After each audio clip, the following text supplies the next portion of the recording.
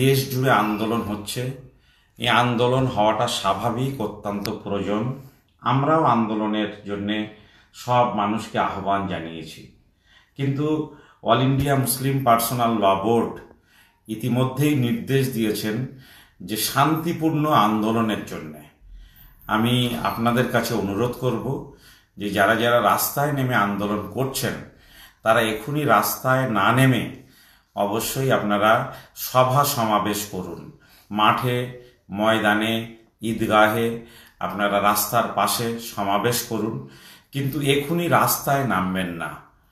আপনারা জানেন যে অল ইন্ডিয়া মুসলিম পার্সোনাল ল বোর্ড এই ওয়াকফ বিষয়ে শুরু থেকেই দেশ জুড়ে একটা গুরুত্বপূর্ণ ভূমিকা পালন করছে। এই ল বোর্ডের অধীনে দেশের সমস্ত মুসলিম সংগঠন, ছোট বড় সব সংগঠন এই মুসলিম পার্সোনাল ল বোর্ডের ছত্রছায়ায় দাঁড়িয়ে আন্দোলন করছে, যাতে দেশ জুড়ে একযোগে আন্দোলন হয়, যাতে অশুভ শক্তি, ফ্যাসিবাদী শক্তি এই আন্দোলনকে মিসগাইড করে কোথাও একটা অঘটনের জায়গায় না নিয়ে যেতে পারে। ইতিমধ্যে খবর পাওয়া গিয়েছে যে মুর্শিদাবাদের দুই একটি জায়গায় বিচ্ছিন্ন দুর্ঘটনা ঘটেছে, যে ঘটনা অত্যন্ত দুর্ভাগ্যজনক। না ঘটলে আমরা খুশি হতাম। যারা ওখানে আন্দোলন করছেন আমি তাদের কাছে অনুরোধ করব, সঠিক দায়িত্বশীল যারা, তাদের নেতৃত্বে আপনারা ময়দানে নামুন। কিন্তু আমি বলতে পারি না যে কেউ নেতৃত্বের যোগ্য কি অযোগ্য, কার নেতৃত্বে নামবেন কার নেতৃত্বে নামবেন না। কিন্তু এটা আমি অল ইন্ডিয়া মুসলিম পার্সোনাল ল বোর্ডের একজন সদস্য হিসাবে এবং স্টেট জয়েন্ট কোঅর্ডিনেটর হিসাবে আপনাদের কাছে অনুরোধ করব যে আপনারা রাস্তায় নেমে কোথাও গাড়িকে আটকাবেন না, কোথাও এমন কিছু করবেন না যাতে ফ্যাসিবাদী শক্তি আমাদের বিরুদ্ধে, আমাদের সহনাগরিক হিন্দু ভাইদের কাছে একটা মেসেজ দিতে পারে যে আন্দোলন হিন্দুদের বিরুদ্ধে আন্দোলন। আমরা আবারও বলছি, আন্দোলন কোনো নির্দিষ্ট সম্প্রদায়ের বিরুদ্ধে আন্দোলন নয়। হিন্দু ভাইদের বিরুদ্ধে তো আন্দোলন কখনোই আমাদের নয়।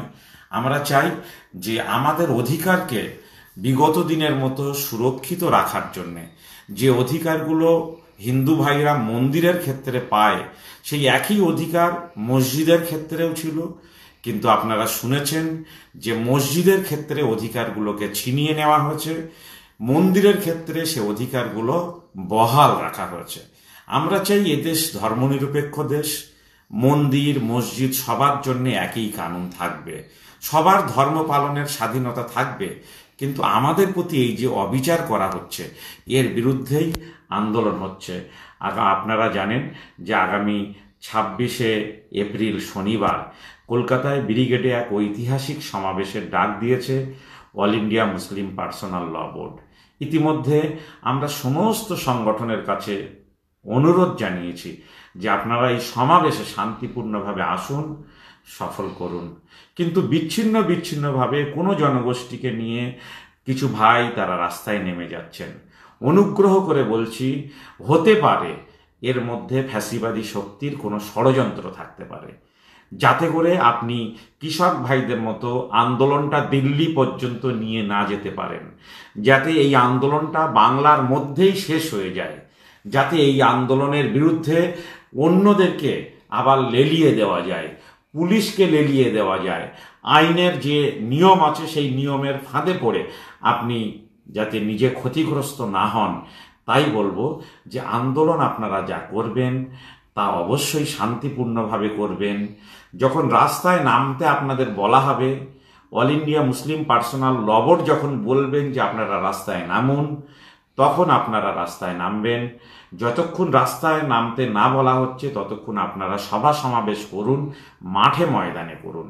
অনুগ্রহ করে মুর্শিদাবাদে যা ঘটেছে তার পুনরাবৃত্তি পশ্চিমবাংলার কোথাও যেন আর না ঘটে, সমস্ত দায়িত্বশীল ভাইদের কাছে আমি অনুরোধ করব। আমি আবারও বলবো যে অনেক আন্দোলনের মধ্যে এমন হতে পারে যে বিরোধী কোনো অশুভ চক্রান্ত হতে পারে, তারা তার মধ্যে ঢুকে যেতে পারে এবং তারা এই আন্দোলনকে নষ্ট করে দিতে পারে। এই আন্দোলন যদি দিল্লি পর্যন্ত নিয়ে যেতে হয় তাহলে অবশ্যই মাথায় রাখতে হবে যে আন্দোলন আমাদের আন্দোলন। আপনার বাড়িকে যেমন আপনি চান যে সুষ্ঠুভাবে থাক, তেমন আমরা চাই যে দেশ সুষ্ঠুভাবে থাক। ঠিক তেমনইভাবে আমরা যখন কোনো আন্দোলন করব, সে আন্দোলনও কিন্তু সুষ্ঠুভাবে থাকবে। আপনারা বিগত দিনে এই ওয়াকফ ইস্যু থেকে শুরু করে একাধিক ইস্যুতে কলকাতায় আন্দোলনে আমাদের ডাকে, আমার ডাকে না, আমাদের ডাকে আপনারা এসেছেন।